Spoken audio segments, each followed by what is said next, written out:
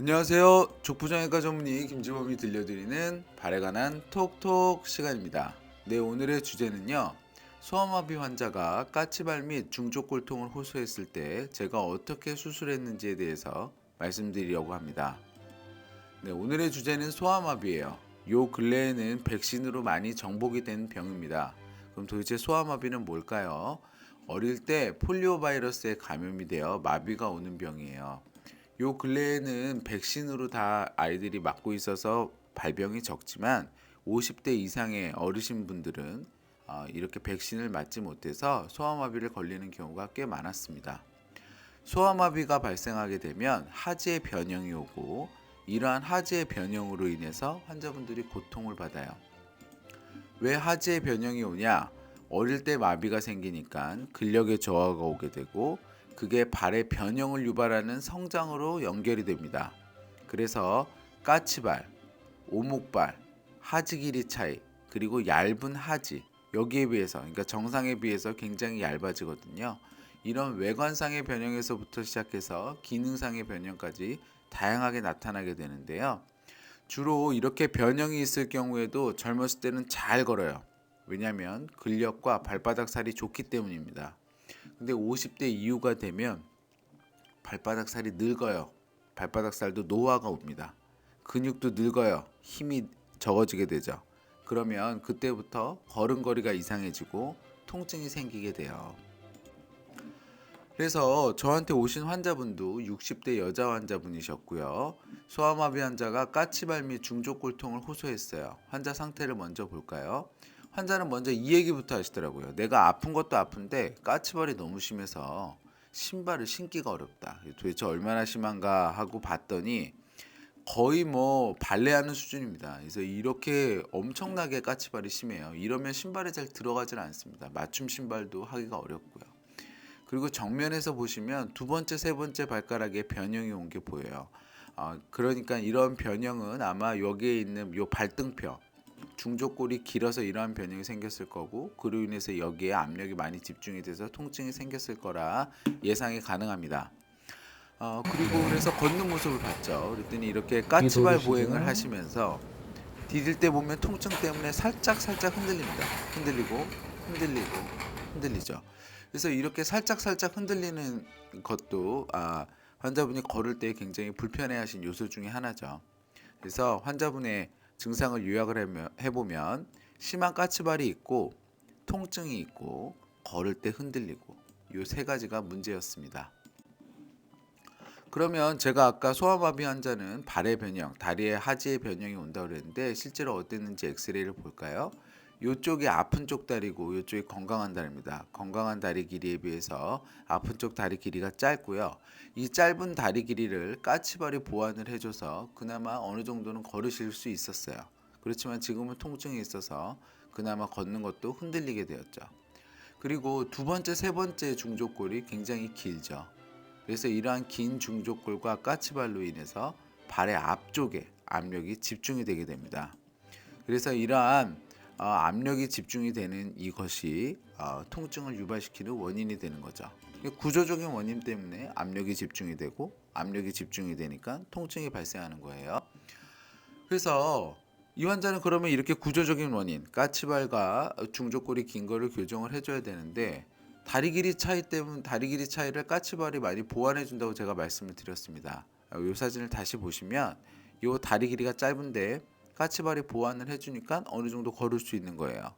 근데 이거를 만약에 이 까치발을 다 교정을 해준다고 생각을 해보면 다리 길이 차이가 너무 심하게 납니다. 그리고 골반도 틀어지게 되고요. 그래서 이거를 다 교정해주면 안 되고요. 50%만 교정하는 방향으로 수술을 해야 돼요. 그래서 이 까치발은 아킬레스건 연장 수술로 저희가 해결을 할 수가 있는데 3중 절단 수술을 했습니다. 그래서 간단하게 3개의 칼집으로 늘리는 수술이고요.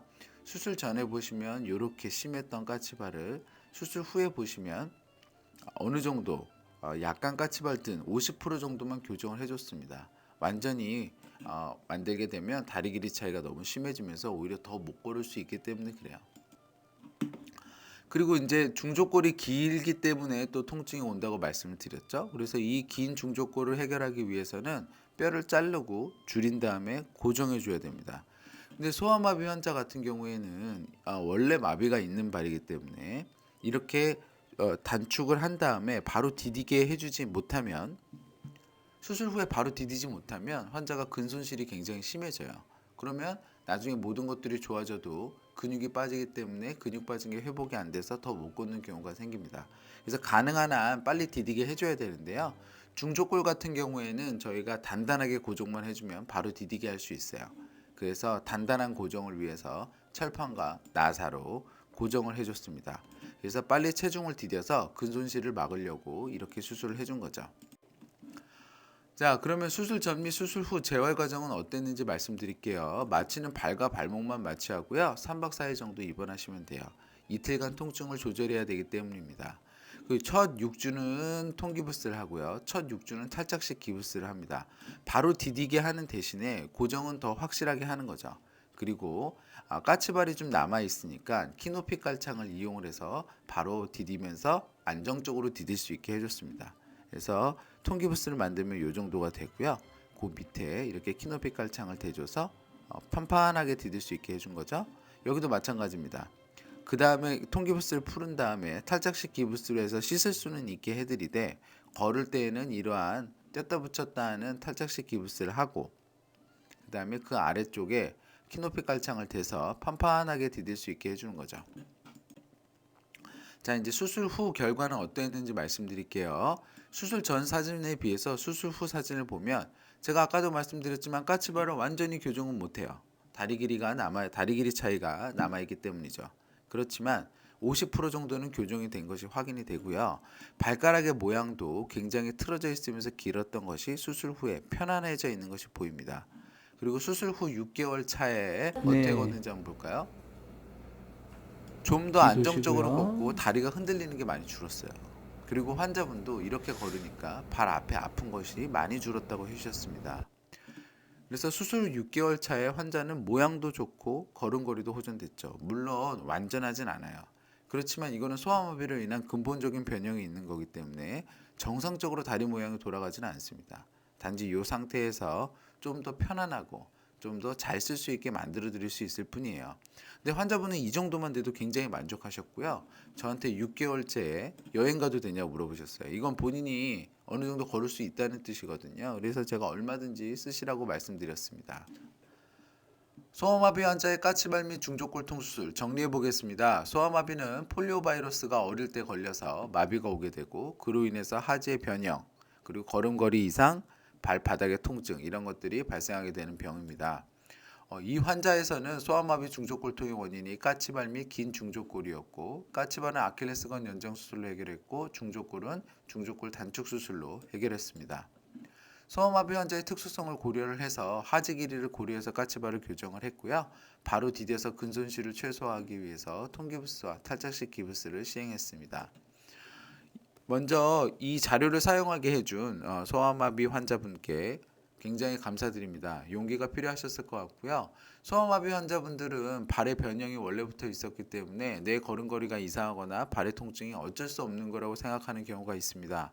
그렇지만 수술적으로 또는 보정 기구를 통해서 저희가 도와드릴 수 있으면 정상적인 타지를 가질 수는 없어요. 그렇지만 지금보다 더 나은 발걸음을 제가 드릴 수 있습니다. 적극적으로 치료받으셔서 건강한 발걸음 회복하시길 소망합니다.